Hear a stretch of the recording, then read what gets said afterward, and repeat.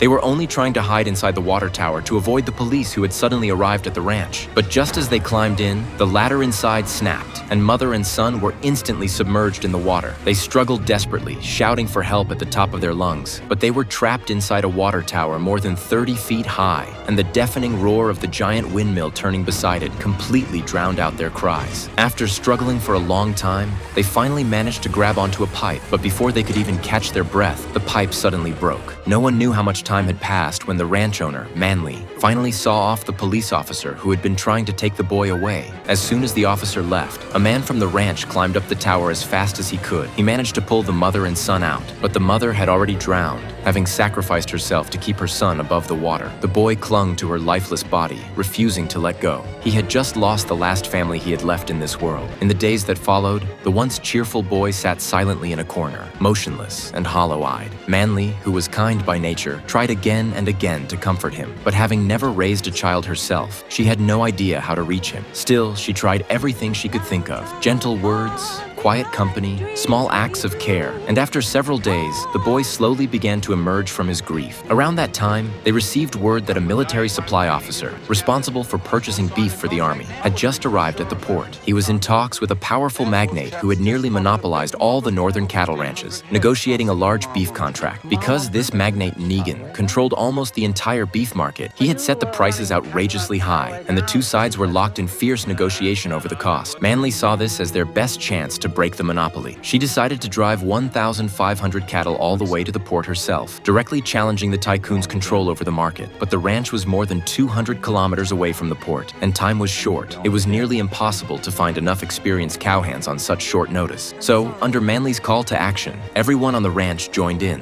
Even the chubby accountant who spent his days drunk smashed his bottle and declared he'd help drive the herd. And just like that, an unlikely cattle driving team was formed. Men and women, young and old, ready to take on the impossible.